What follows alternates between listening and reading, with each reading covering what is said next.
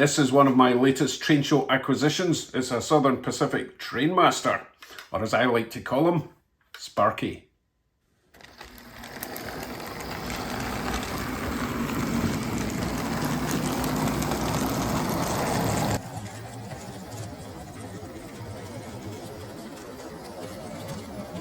Might need a bit of a clean.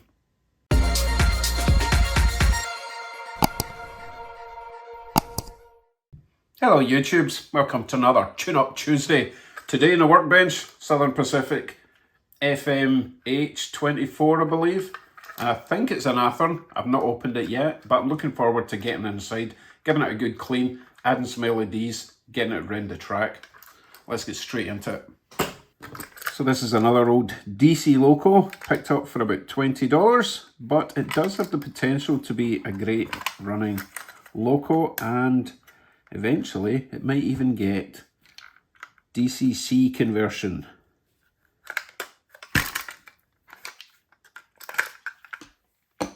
Just depends how well it behaves today. Okay, straight off we have a very, very rusty power bar across the top. This is actually worse than the one I saw the other day, which I thought was the worst, rustiest bar.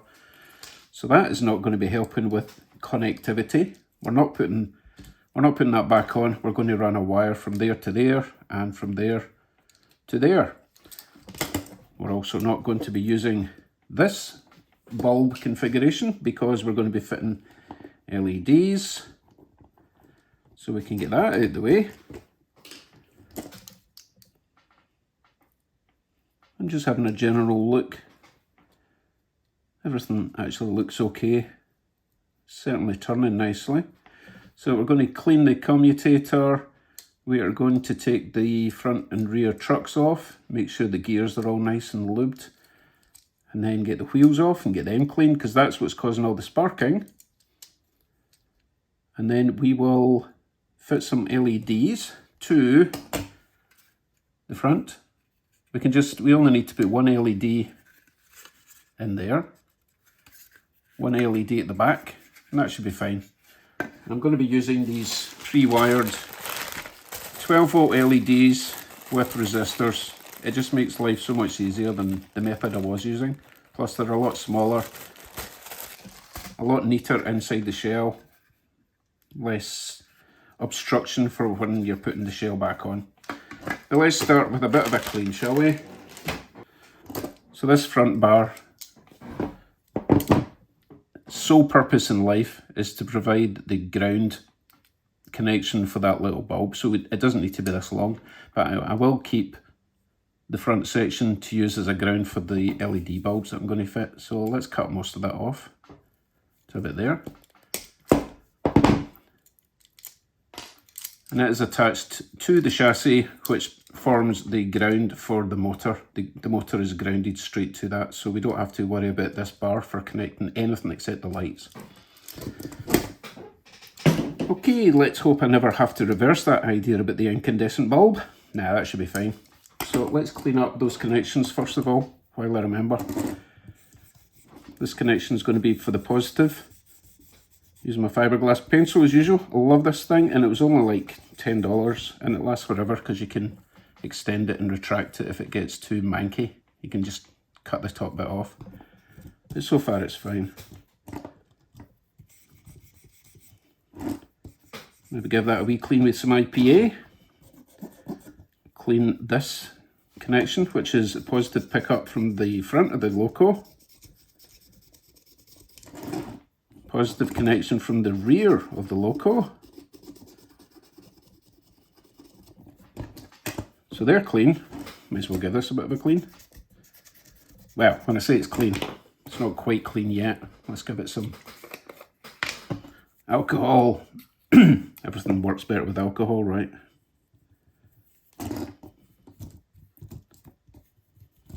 Clean. Clean. New swab.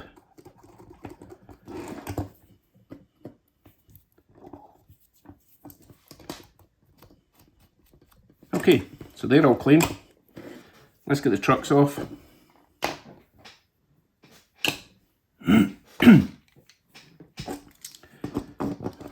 Clip here holds the truck on.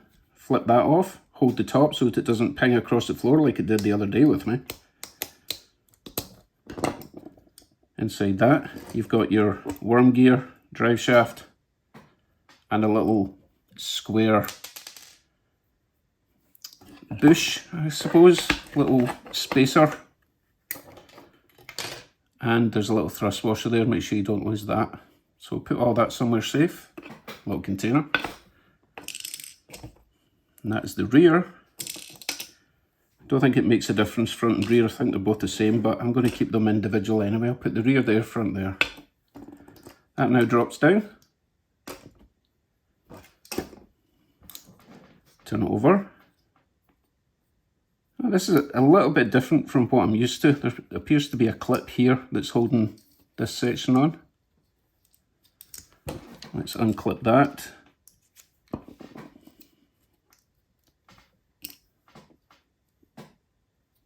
Nope, all that seems to be doing is covering that gear. Oh, I tell you what, I think this is actually going to separate that way. Yeah, like that. So that clip on this particular model is holding this together to stop it from moving apart. I'm spotting that the gears are very dry. That's interesting. So when I take this apart,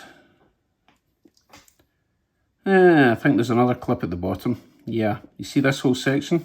It seems to be clipped onto the bottom. Not seen this one yet, so I need to be careful. I don't want to break anything, obviously. It does look like it just clips over though. I don't want to break the sides. It's getting access to these things.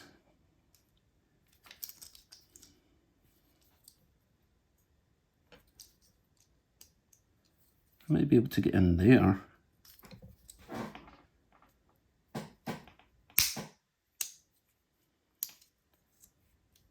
Yeah, okay. So that's that off, and everything's going to fall apart now. And we decided this was the rear. So this is the rear truck section, but this faces the middle of the motor. This is nearest the middle of the motor, right? I don't know why I repeated myself, but so that will come away.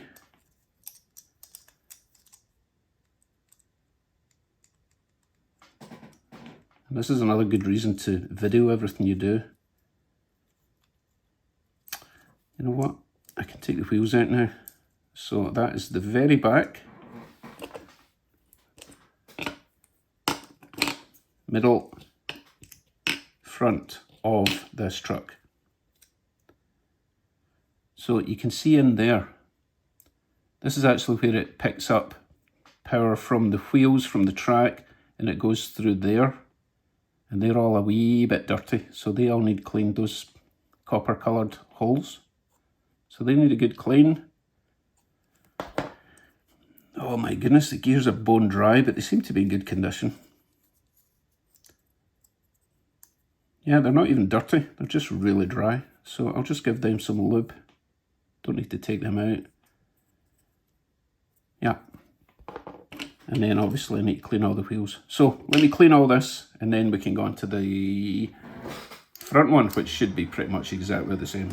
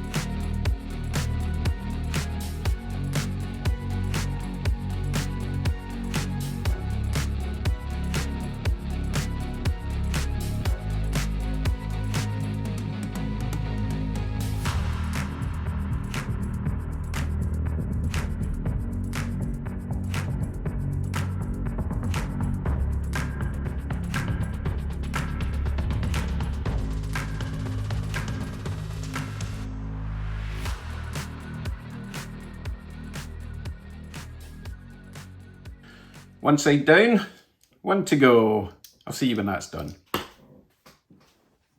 Second truck is now clean and lubed, all back together. Before I put these back in, I do want to clean this commutator. Quite possibly the most important thing you need to clean. Fiberglass pencil, as usual. Get rid of all the ground-in dirt. And then once that's scraped off, we need to clean it all out again with the IPA and get a toothpick in those little grooves.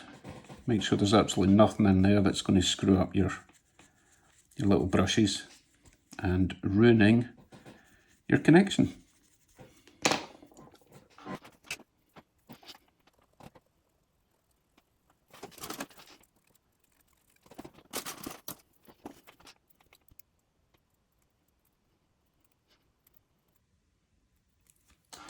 All good.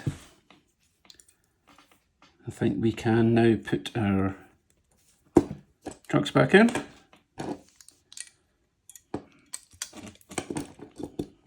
Remember they locate in these little holes here, on there. One there, drive shaft. Remember it's got this little keyway extension thing. Goes in there, it can only go in one way. Or no ways, apparently.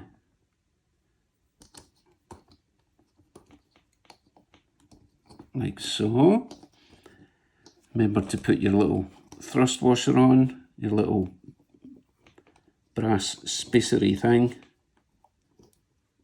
Tweezers may come in handy for this, just to align them, because they have to go in square, because they're square. That one's in. Bit of lube.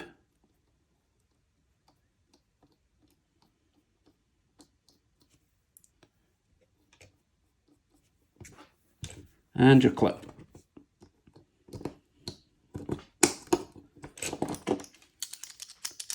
One side down.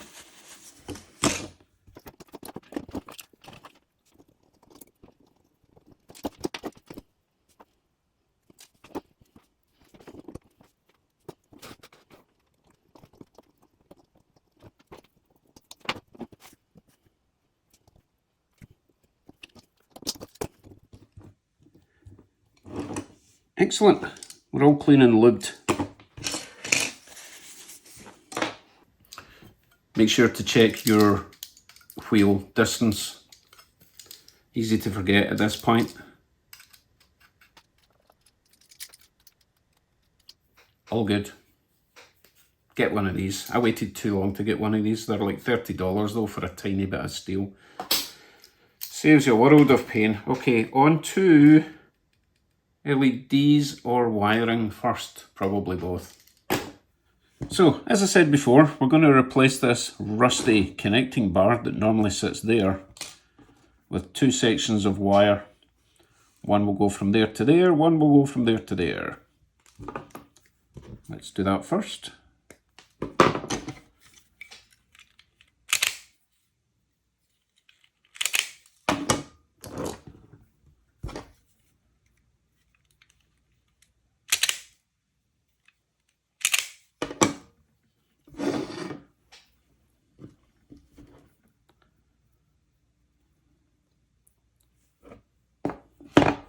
Little bit of flux. Get these tinned up.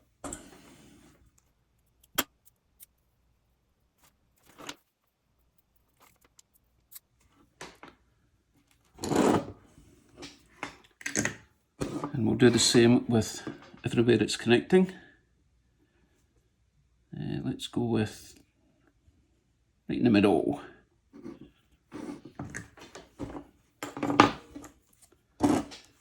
I do have to turn the soldering iron up quite high because this bit of steel is a lot thicker than the wire. Little dot there, a little bit there, doesn't need much.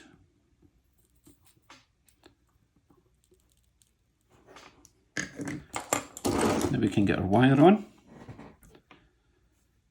And I want these to sit kind of like a caterpillar, like that. So I'm going to just bend the connection, or the exposed wire, 90 degrees, both sides. And then when I solder it to the metal, it will stand up.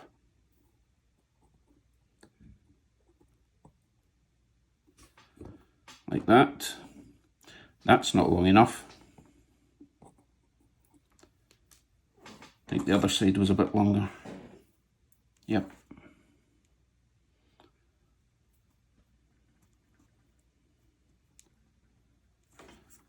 I just want it long enough to still articulate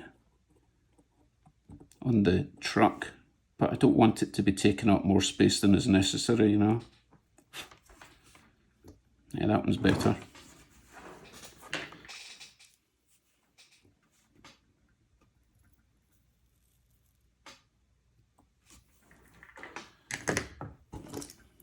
Like so.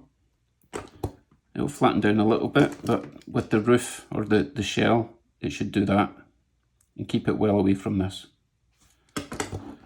Hopefully that one's long enough now.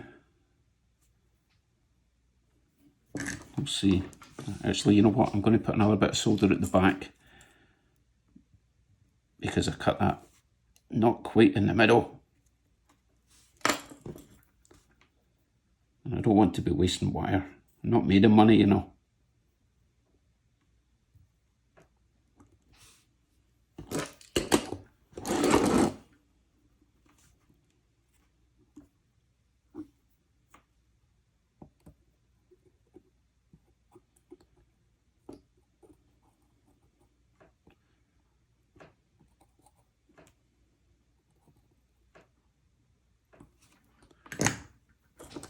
Like so.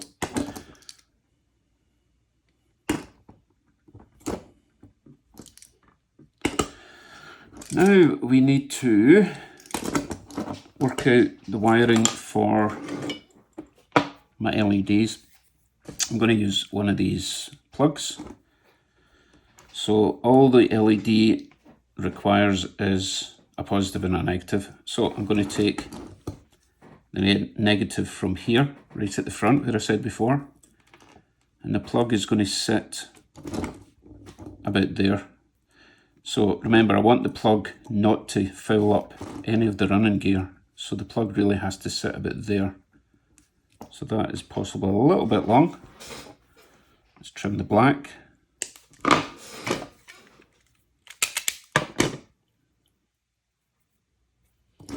And I think what I'll do is mount this wire on that edge there. Bit of flux, bit of solder.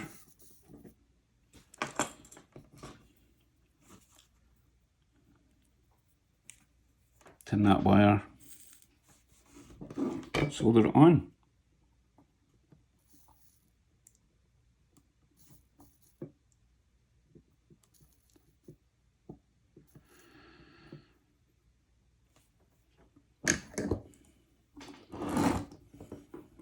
So that will sit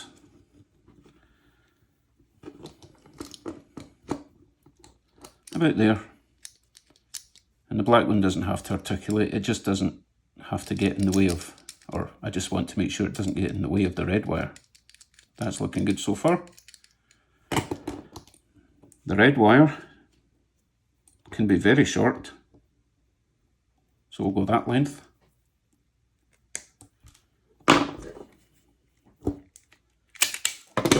Snippy snip, bit of flux, bit of solder, ready to go.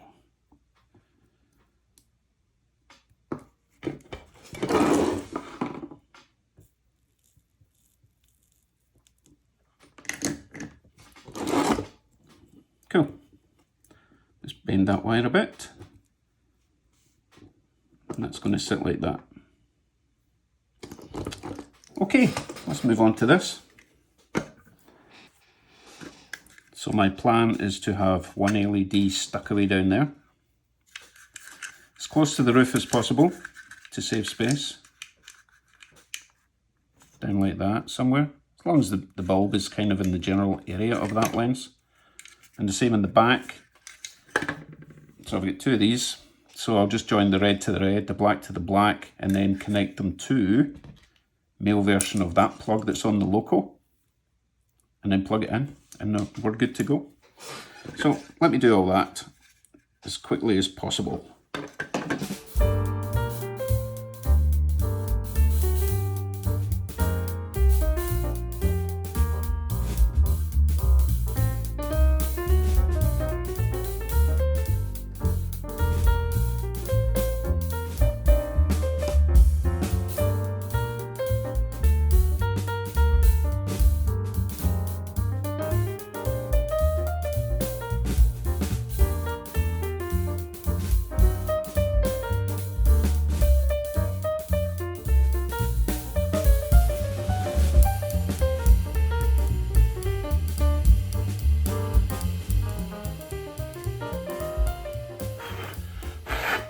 Hot glue. That's about as neat as I can get it. Hopefully there's enough room. I've left these wires as short as possible. Yeah, hopefully there's enough room to get this on top. Let us find out. So it is going kind of like that. It's plugging in there, clipping over that way. And hopefully this will just disappear into the roof of the shell.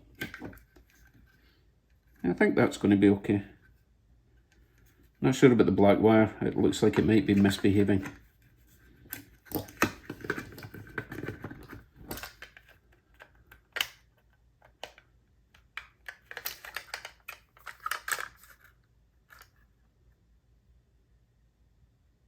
Something's wrong.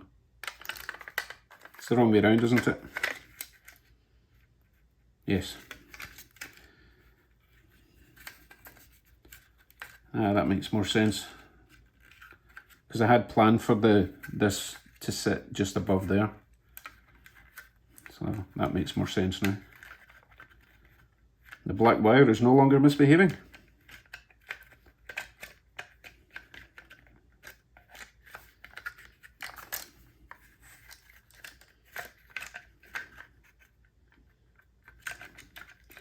Why have I got resistance?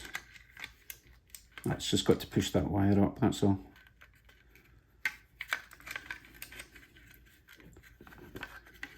Oh, for goodness sake.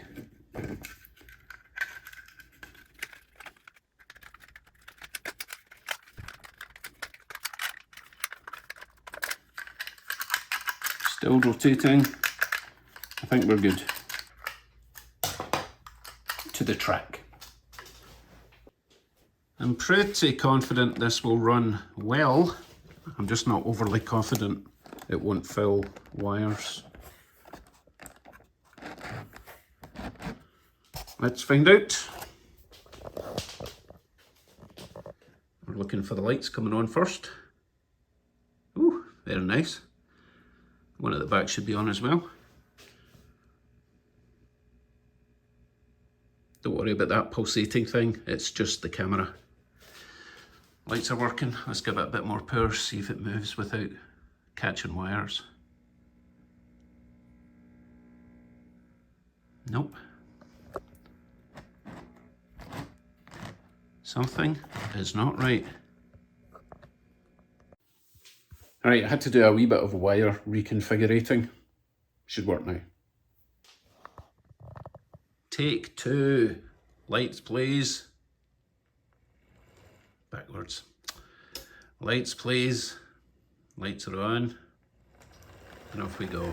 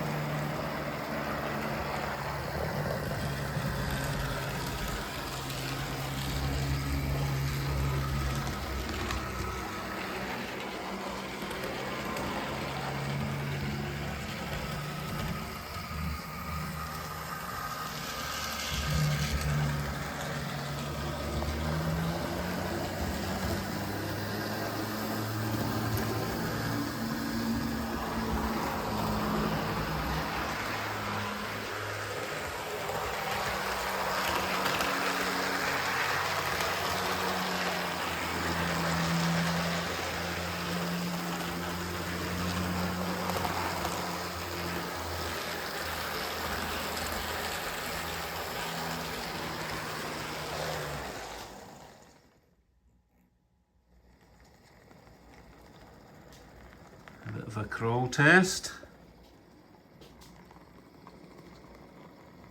Excellent.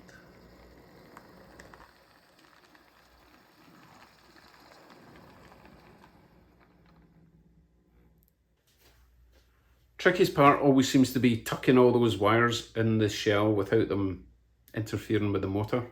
I don't know how they can fit in speakers and bigger decoder chips in these things, but I guess I'm going to have to learn. Let's see if it can haul some freight, and I'll see you in the next one. Thanks for watching. Bye for now.